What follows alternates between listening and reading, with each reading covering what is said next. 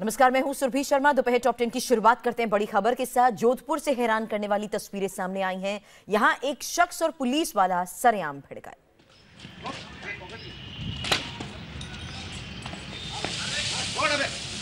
अबे डाइट तुम कोई देख लेती। क्या कर रहे हो यार तुम लोग? क्या हुआ?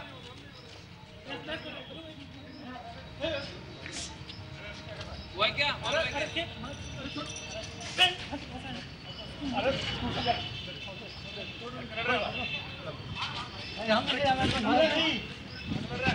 पुलिस वाले ने बेल्ट से जमकर पहले पीटा, उसे गिरा गिरा कर मारा।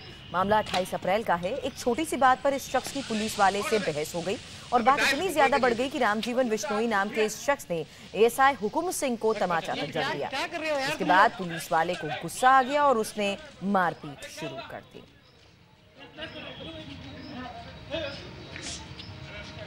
क्या? हमारी संवाददाता संगीता प्रणवेंद्र इस वक्त हमारे साथ जुड़ चुकी हैं। संगीता, तस्वीरें भी हम देख रहे हैं कैसे लोगों को बीच बचाव करना पड़ा इन दोनों को रोकने के लिए, लेकिन क्यों सरेराह पिटाई की जा रही थी?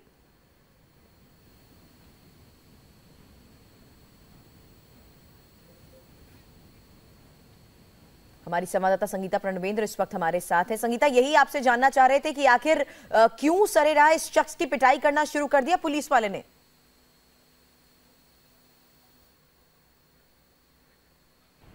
बहरहाल ये तस्वीरें आप देख रहे हैं कैसे मौके पर आसपास जितने भी लोग मौजूद थे उन्होंने बीच बचाव करने की कोशिश की और इस बीच जानकारी ये भी मिल पाई है कि दोनों ने एक दूसरे के खिलाफ शिकायत दर्ज कराई है और अब मामले की जांच भी की जा रही है। हमारी संवाददाता संगीता हमारे साथ जुड़ चुकी है। संगीता, आपको आवाज मिल रही है?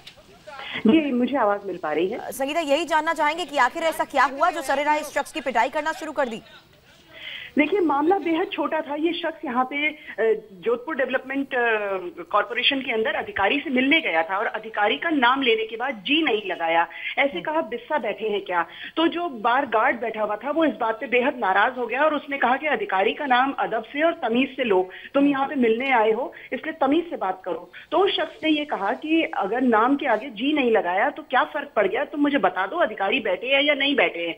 इस बात पर ये जो गार्ड था, जो तैनात था, गार्ड का एक जवान था, इसने शख्स की पिटाई करनी शुरू कर दी। बहस और झगड़े के बाद वो बाहर निकल करके आ गया बिल्डिंग के। वहां भी ये गार्ड इसके पीछे आया, अपनी बेल्ट उतार करके मारना शुरू किया। इस शख्स ने उस गार्ड की बेल्ट छीन ली और अपने हाथ में ले ली ताकि बेल्ट से पिटाई ना हो पाए। उसके बावजूद ये होमगार्ड उसे लगातार पीटता गया। तभी दफ्तर के अंदर से अधिकारी निकल करके आए, उन्होंने बीच बचाव किया, दोनों जनों को अलग किया और इस मामले के अंदर पूरे दफ्तर के अंदर एक बार हड़कंप मच गया। दोनों पक्षों ने एक दूसरे के खिलाफ शिकायत दर्ज करवाई है। जी, नजर बनाए रखें, आगे आपसे अपडेट लेंगे। शुक्रिया। अगली बड़ी खबर, 3 तलाक पर पीएम मोदी ने बड़ा बयान दिया। पीएम ने कहा कि 3 तलाक पर लड़ाई कोई और नहीं बल्कि मुस्लिम समाज ही लड़ेगा, क्योंकि किसी भी समाज में बदलाव उसके भीतर से आता है। पीएम मोदी ने मुस्लिम समाज से अपील की कि 3 तलाक पर राजनीति न होने दें। मैं कभी कभी सोचता हूं 3 तलाक को लेकर के आज इतनी बड़ी बहस चल रही है।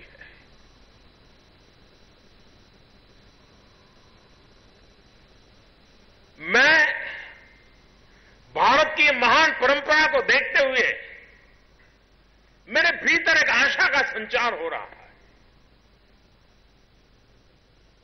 मेरे मन में एक आशा जगती है कि इस देश में समाज के भीतर से ही ताकतवर लोग निकलते हैं जो काणबाह्य परंपराओं को तोड़ते हैं, नष्ट करते हैं, आधुनिक व्यवस्थाओं को विकसित करते हैं। मुसलमान समाज में से भी ऐसे प्रबुद्ध लोग पैदा होंगे, आगे आएंगे और मुस्लिम बेटियों को उनके साथ जो गुजर रही है, जो बीत रही है, उसके खिलाफ वो खुद लड़ाई लड़ेंगे और कभी न कभी रास्ता निकालेंगे।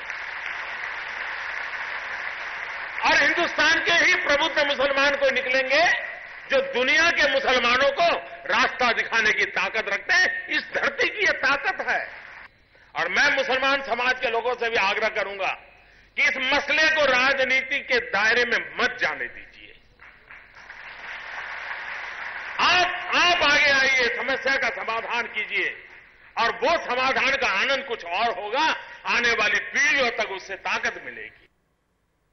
अगली बड़ी खबर, एमसीडी चुनाव में हार के बाद ईवीएम पर सवाल उठाने वाले केजरीवाल ने आखिरकार अपनी गलती मान ली और पार्टी में टूट का डर ऐसा है कि केजरीवाल ने अपनी गलतियों को सुधारने तक की बात कही है। पंजाब, गोवा और दिल्ली एमसीडी में मिली हार के बाद पहली बार अपनी चुप्पी तोड़ते हुए केजरीवाल ने आज गलती मान ली। केजरीवाल ने ट्विटर पर एक खत जारी किया और माना कि उनसे गलतियां हुई, लेकिन सवाल है, हार पर केजरीवाल के कबूलनामे से पार्टी में उठा बवंडर शांत हो जाएगा? पिछले 2 दिन में मैंने अपने वॉलेंटियर्स और मतदाताओं से बात की। सच्चाई एकदम साफ है, हमने गलतियां की, लेकिन हम आत्ममंथन कर सुधार करेंगे। अगर हम बदले नहीं तो ये बेवकूफी होगी। हमारी अपने वोटर्स और वॉलंटियर्स के प्रति जवाबदेही है। हम खुद के प्रति भी जवाबदेह हैं। इस वक्त एक्शन की जरूरत है, बहानों की नहीं। ये समय है कि हम फिर से काम में जुट जाएं। अगर हम बार बार गिरते भी हैं तो हमें उठना होगा।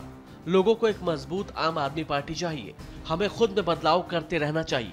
लगातार हार के बाद हार और पार्टी नेताओं के अड़ियल रवैये के कारण केजरीवाल से उनके करीबी भी लगातार दूर हो रहे हैं। ऐसे में अपने सुर बदलना केजरीवाल की मजबूरी भी है। केजरीवाल की माफी पर बीजेपी ने सवाल खड़े कर दिए। दिल्ली के प्रदेश अध्यक्ष मनोज तिवारी ने केजरीवाल की माफी को एक नया ड्रामा कहा। आम आदमी पार्टी की यही खूबसूरती है और यही ताकत है। अगर हमसे कहीं कोई गलती होती है, कहीं चूक होती है, तो हम उसको मानते हैं और उसको मानकर उसको सुधारने की कोशिश करते हैं। मैं कई दिनों से कह रहा हूं कि हमारा आत्मचिंतन और आत्मावलोकन जारी है। हम अपने संगठन के बारे में समीक्षा कर रहे हैं, कहां कहां हमसे चूक हुई है, कहां कहां हमसे गलतियां हुई हैं। और आपको याद होगा कि 49 दिन की सरकार के बाद दिल्ली के एक एक घर में जाके हमने माफी मांगी थी लोगों से। हमने कहा था कि हमसे गलती हो गई और उसके बाद जनता ने हमको 70 में से 67 सीटें दी थी। तो अगर हमसे कोई गलती हुई है और उसको हम अगर मान रहे हैं तो ये आम आदमी पार्टी की खूबसूरती है। हम अपनी गलती सुधारेंगे। आज फिर से सारे गिरगिट मीटिंग कर रहे हैं कि भैया अरविंद केजरीवाल तो हमसे बहुत आगे जा रहा है। कितनी बार माफी मांगेंगे? बनारस गए, हार के आए, फिर माफी। ठुल्ला कह दिया हमारे सिपाहियों को, फिर माफी। दिल्ली छोड़ करके नहीं जाएंगे, फिर पंजाब भाग गए, फिर आए, फिर माफी। तो ये माफियों की तो इनकी किताब छपेगी, कितनी बार माफी मांगे। बेसिकली देखो भैया, जिन लोगों ने जनता का विश्वास खो दिया है, अब ये अपना फिर से रंग बदल रहे हैं।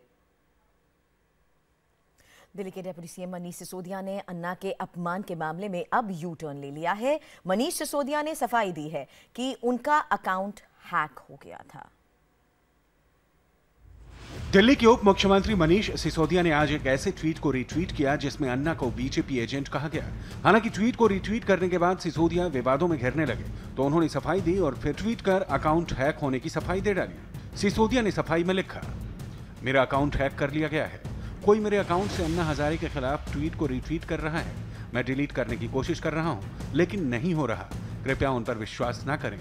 मैं अन्ना जी का सम्मान करता हूं, उनके खिलाफ ऐसा कभी नहीं कह सकता। इससे पहले सिसोदिया ने अन्ना पर आए ट्वीट को रिट्वीट किया था जिसमें लिखा था, इस बात में कोई संदेह नहीं है कि अन्ना ने हमारा इस्तेमाल किया। अब मुझे पक्के तौर पर ऐसा लग रहा है कि वो बीजेपी के एजेंट हैं। इसका मतलब कि आने वाले 1-2 महीने में अगर मनीष सिसोदिया अरविंद केजरीवाल को भी भ्रष्ट, चोर, बेईमान बोले तो आश्चर्य मत करिएगा, क्योंकि यही इनका असली परिचय है, यही इनका पहचान है। सिसोदिया के रिट्वीट पर अन्ना का क्या रिएक्शन होगा, देखने वाली बात होगी। और बड़ी खबर इस वक्त की, यूपी के सीएम योगी आदित्यनाथ आज गोरखपुर के दौरे पर जा रहे हैं। सीएम बनने के बाद वो दूसरी बार गोरखपुर जा रहे हैं। गोरखपुर में सीएम योगी आदित्यनाथ के स्वागत की जबरदस्त तैयारियां की गई हैं। आज वो गोरखपुर में कई योजनाओं का शिलान्यास भी करेंगे। साथ ही मुख्यमंत्री बनने के बाद योगी आदित्यनाथ का गोरखपुर का ये दूसरा दौरा है। अपने 2 दिवसीय दौरे पर मुख्यमंत्री योगी आदित्यनाथ 29 अप्रैल यानी कि शनिवार को गोरखपुर पहुंच रहे हैं। 2 दिन के इस दौरे में मुख्यमंत्री योगी आदित्यनाथ कई कार्यक्रमों में हिस्सा लेंगे। इसके अलावा गोरखपुर की कई सारी परियोजनाओं का शिलान्यास भी करेंगे। आप देख सकते हैं कि जो शिलान्यास की शिलापट है वो यहाँ पर सजाई जा रही है ताकि मुख्यमंत्री इसका उद्घाटन कर सकें। न सिर्फ यहाँ पर जो कोचिंग सेंटर है IAS और PCS के बच्चों के लिए जो तैयारी करते हैं उनके लिए, बल्कि काफ़ी सारे हॉस्टल्स का भी निर्माण कराया जा रहा है। इसके अलावा छात्रावास का भी निर्माण कराया जा रहा है और इसके अलावा जो क्षमता का यानी कि DPS योजना के अंतर्गत 25 MVA क्षमता का जो विद्युत उपकेंद्र है उसका भी यहाँ पर शिलान्यास कराया जा रहा है। इसके अलावा बहुत सारी परियोजनाएं हैं जैसे कि बस स्टैंड 9 सर्कल का, गोरखपुर के पुनर्निर्माण कार्य का शिलान्यास और इसके अलावा अंडरग्राउंड केबल को बदलने का भी जो कार्य है वो भी कराया जा रहा है। Welcome back. मिशन 2019 को सफल बनाने के लिए बीजेपी अध्यक्ष अमित शाह आज जम्मू कश्मीर पहुंचे, जहां उनका ढोल नगाड़ों के साथ जबरदस्त स्वागत हुआ। जम्मू कश्मीर के 2 दिन के दौरे पर आज अमित शाह सुबह 10 बजे जब जम्मू के हवाई अड्डे पर पहुंचे तो कार्यकर्ताओं ने वहां उनका जोरदार स्वागत किया। ढोल नगाड़ों के साथ पहुंचे कार्यकर्ताओं ने अमित शाह के काफिले पर फूल बरसाए। अमित शाह ने जब गाड़ी से बाहर निकलकर कार्यकर्ताओं का अभिवादन किया तो कार्यकर्ता जोश में आ गए। शाह ने कार्यकर्ताओं से मुलाकात की।